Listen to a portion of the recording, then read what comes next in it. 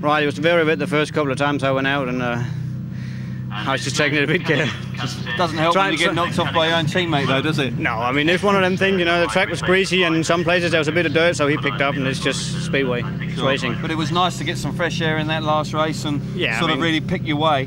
As soon as you get out in front and you can choose your own line, you're all right, you know, but being behind somebody and have to race, you know, it's difficult. We were quite surprised actually, because your team manager went for Kai Laukkanen as a tactical in that race. He hadn't scored a point up until then, and he must have changed his bike or done something, because he was a different rider in that heat. He did change bike for that race. I don't think he was too happy with the other one. He normally scores a lot of points around here, so I can understand why he did it. Right. We had to do something. Sure, yeah, because he really looked completely off the pace, and then all of a sudden in that race he was like a rejuvenated rider. Was there something wrong with his other bike? I don't know if there's anything wrong. He was in the same situation. He didn't make starts on the other one, and it makes it very hard. Sure.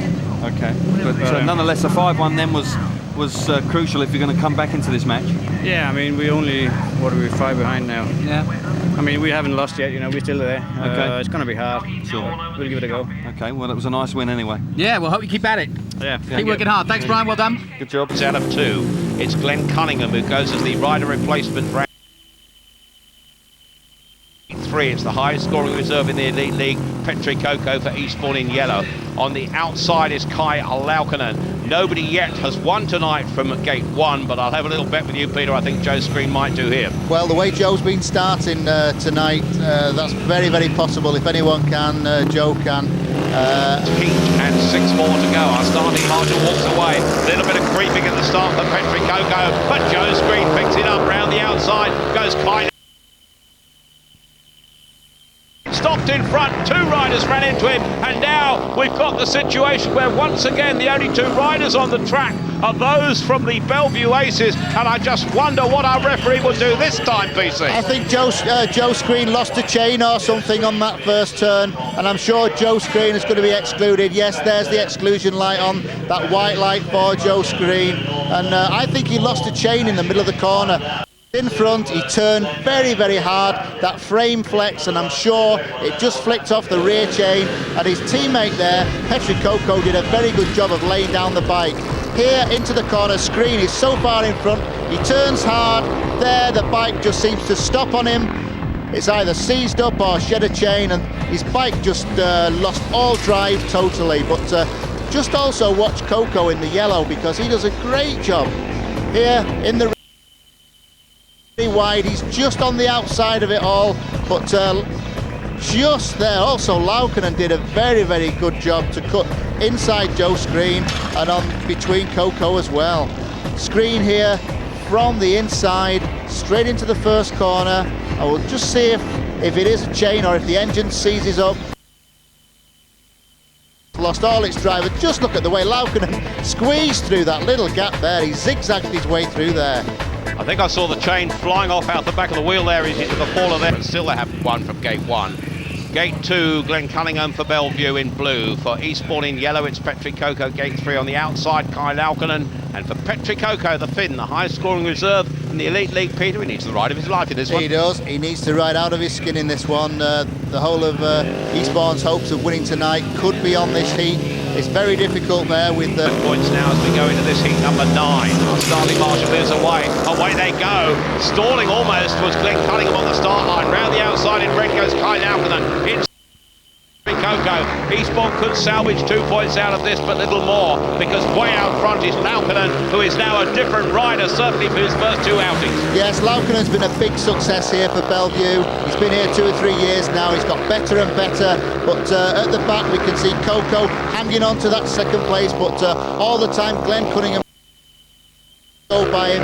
The racetrack is getting better. We can see he's having this attempt to get past.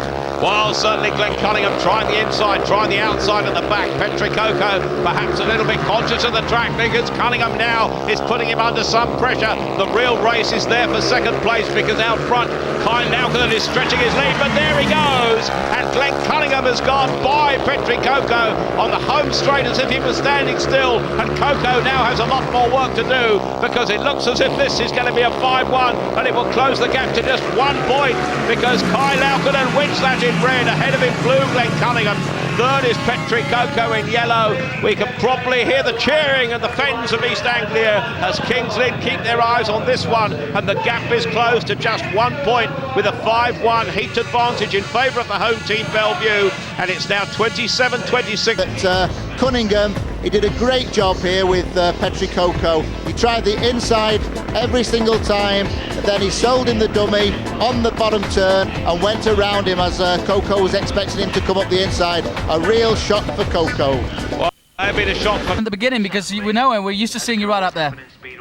I was trying my slick track engine because track was really wet in the first races, and I didn't get anywhere from the gate, and track was so bad, not anymore, but was so bad that you actually couldn't pass to get puddles full for the sand and so on. And this one make gates, and when you are front or even second and so on, that is so much easier to race. That's right.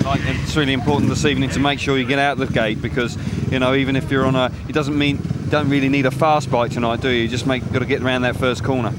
Yeah, and this bike I have like 6 bikes, and this is similar what I have all other bikes, and that is one special bike what is different than all other engines, because I need special engine, different engines sometimes. Sure. But didn't work today. Right. Kai, we're about to get to the next heat, but there's quite a lot of people in Kingston want to know one question. You're so close now. Can you beat Eastbourne tonight? We try really hard, and I think we can. We have quite good team today, and Tessar and our 7th at Andre. I think they take those points what we need. Well, I think that's what they wanted to hear. We'll let you get back. on the inside. Gate 2, the Dane for Belle Vue is Brian Carger in blue. For Eastbourne, David Norris, their acting captain, with Martin Dugard not here tonight. Wish him well, of course, with his injuries from Sunday in that World Team Cup. And on the outside in red is Shane Parker. And then, of course, that 2 more meetings. Kicks in a pool, and Eastbourne at home to kicks it away on the inside. Stefan Dano picks it up, and he's to the bend first. Going through on the inside is David Norris. Coming round on the outside is Brian Carger. The battle is joined in 2nd place now, but Eastbourne could have it because out front Stefan Dano has stolen a march. Down at the back goes Brian Carger in blue. Our referee will let this go on as Carger remounts, and Eastbourne set for a 5-1. Could this be another turning point in the destiny of the Elite League title? Well, Stefan Dano's riding like a jet in this one. Shot from the start. David Norris managed to squeeze past Brian Carger there.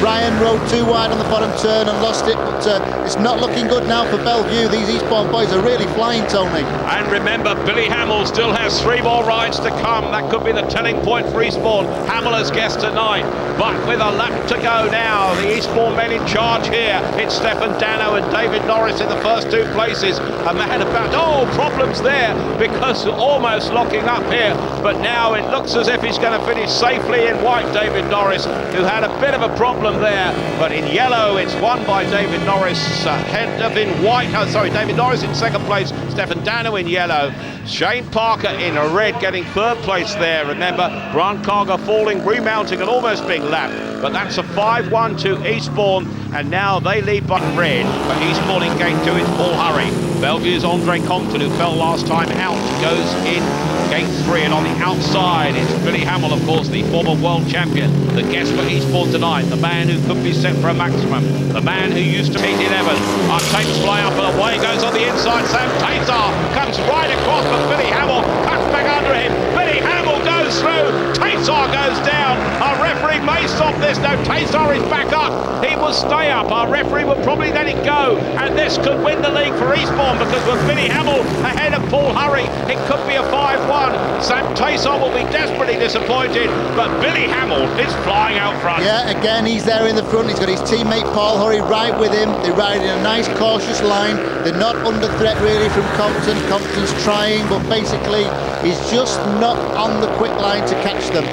Well, certainly Billy Hamill out front, Paul in a hurry behind him. Back in third place is Andre Compton. This will be 5-1 to Eastbourne. This will stretch their lead to 9 points. It will put them within just 8 points of victory here tonight with this one. And with 4 heats after this, a series of 4-2 defeats could even earn them victory. But here they go, round the top bend here with the checkered flag in sight. And Eastbourne set for a 5-1 here because Billy Hamill, the guest, is producing the goods ahead of Paul Hurry in yellow. In third place in blue is Andre Compton. That's a 5-1 to the visitors from Eastbourne for the second successive time. And now they are in control and leading by 9 points again, 37 points to 28. The winner, Billy Hamill, his third successive heat victory. The American who races for Coventry and in the Taysar. Just watch him come from gate 1. Now he aims straight across right in front there of Paul Hurry, right to the outside. He's not even turned, he's left his turn so late. When he does turn, Hurry and Billy Hamill are right in his way. He can't get back to the inside and he's gone down there in all that mud. Again, we can see it from the inside. There, Hamill on the very outside, looks across. When he gets to the first turn, just look on the outside there, Taysar's come from gate 1 and he's ended up right on the outside by the fence after making that start. Really, that was pretty desperate first corner from him, and it looks as though his bike's on fire, but that is, I think his front wheel actually just lifted as he entered the first corner, threw him just a little bit too wide. He can't get back, and out there you've just got no chance out there. That is like wallpaper paste out there. well, It was a good heat for us. Sam Taysar just went from like straight across to the outside. I think he was trying to cover. You're still befuddled about that one, aren't you? And I mean, Paul Hurry did a great job. I nearly got caught in the middle of him, right in the middle of the turn. Let's take a look at it again. Now you can see it with the video. I'm spinning. I'm just spinning all the way to the corner. I know I'm nowhere. I'm not going to be anywhere there. See right here, I got my front wheel, and Paul Hurry starts going. I'm like, uh-oh, right there, and I just cut back in the nick of time, and you can see. I can't believe what Sam was doing there because he seemed to get so much drive and he ran so wide. I think he was worried about me coming around the outside of him, and he just went for it, you know. And maybe a little too wide there. I'd say. So, but Paul did me a huge favor there. I must say, you know, he made well, that was a borderline right there. I love you speedway riders though. No, but mud 60 mile an hour and he goes, uh-oh. But no, you and Paul have settled down really well together. You've had 3 5-1s. You look really comfortable. Yeah, I mean, I know Paul pretty well. We ride together in Sweden, so okay. You know, we do have some experience riding together, so that helps. Sure, and you're making the starts, and you know, obviously he's sort of tucking in there on the inside with you. Yeah, I mean, he's making starts too, so I mean, he's keeping me on my toes. I certainly didn't make a start there, and he's doing a good job. Billy, you know what the Duggards have been for the Eastbourne Eagles over the years. Obviously, Martin's sitting at home now, but you're doing the job right. Yeah, I mean, you know, unfortunate what happened to Martin. You know, he's had a great season, and you know, pretty big shoes to fill. So you know, hopefully I can, you know, I'd like to wish him the best, and you know, hopefully I can do Eastbourne proud. All right, we'll let you get back to the pits and let's get back to the next heat. Inside Cal Lycan goes for Belle Vue in a red. In yellow for Eastbourne, the high-scoring reserve Petri Coco, the young Finn. On gate 3, it's Glenn Cunningham for Belle Vue in blue, and on the outside, David Norris goes for Eastbourne. David Norris already won his first ride, second behind his teammate and partner Stefan Dano last time out. But this is heat number 12. This with Eastbourne leading by 37 points to 28. If they call it off after this, well, they will have won, and they will go 4 points clear of Kings Lynn, because the bonus point certainly belongs to Eastbourne. And then it's up to Kings Lynn to do the work. Eastbourne looking for all the points they can get, because point difference, of course, counts in the final count. Then should they be level? And now they got the advantage here because Glenn Cunningham was left at the tapes. Round the outside and picking it up goes David Norris, his teammate. Oh, locking up there is Petri Coco. Disappointment for him, but Eastbourne with David Norris out front could get enough points from this. Norris heads down this home straight with Kai Laukkanen in second place. Glenn Cunningham in third. The Feds took a perler there and the back with Petri Coco, but they're strung out now, PC. Yeah, Norris is having a fabulous ride tonight. He seems to be doing everything right. One of the best matches I've seen Dave have. He really is going. He's pulling away from the opposition. Certainly Laukkanen is no slouch whatsoever. We saw him win his last couple of races, but he's got no answer to Dave Norris. Norris says the captaincy doesn't need any special talents. He's certainly showing the talent tonight that he needs to lead his side to victory. And Martin Dugard at home will certainly, I believe, think that David Norris has done a magnificent job, because now David Norris, with these 3 race points as he takes the checkered flag here, will earn a 3-all for Eastbourne, and they are 5 points for victory. But in second place in red is going to be Kai Lauken, and third in blue is Glenn Cunningham. That's a 3-all share of the points, and now Eastbourne lead by 40 points to 31 with 4 heats to go. That's 3 heats to go, assuming we race them. But Eastbourne lead by 40 points to 31. Eastbourne, the guest, he has 3 wins out of 3. Belle Vue, Shane Parker goes in gate 2. Joe Screen goes from gate 3, and Sam Taysar for Belle Vue on the outside. Now Eastbourne need 3 points here, providing of course their men finish in the last 2 races. If the referee were to exclude both in the last 2 races, like happened in heat 2, let's say Billy Hamill and Joe Screen. Eastbourne in the yellow and white helmet colours, of course. Home team Belle Vue in red and blue, and away they go. And now a real jump for Billy Hamill on the inside, left at the taste of Shane Parker, not for the first time tonight. But now Hamill has been passed and nudged, but it's Eastbourne 1 and 2 now, because Joe Screen is with him. And well, could this be the heat that ultimately wins the league title for Eastbourne? Oh, Joe Screen has packed up again. Joe Screen is looking down at his machine. Ignition problems, but Billy Hamill is out front, and that could mean a 3-point margin. 3 points for Eastbourne would be virtually enough, as I told you a few moments ago. But Billy Hamill is going to win it by some street. Joe Screen, probably ignition problems, Peter. Yeah, he doesn't seem to have cured that problem. It looked as though he had a faulty plug cap there, which is you know, shouldn't really happen, but it seems to have gone again, or something's happened again, and he's finished. But Billy Hamill's certainly doing it now for Eastbourne. Billy Hamill, the guest, is about to put his 4th successive winning heat together here, and he's about 60 metres in front, going down that back straight. He comes round the top bend, and Billy Hamill has done enough to earn Eastbourne victory here tonight. He's done Martin Dugard, who's replaced Proud. Sam Taysar in blue takes 2nd place. Shane Parker in red takes 3rd place. 3 points apiece, and it's 43 to 34, and all Eastbourne need now is a finisher in the last 2 races, and they will win this meeting. And Spike.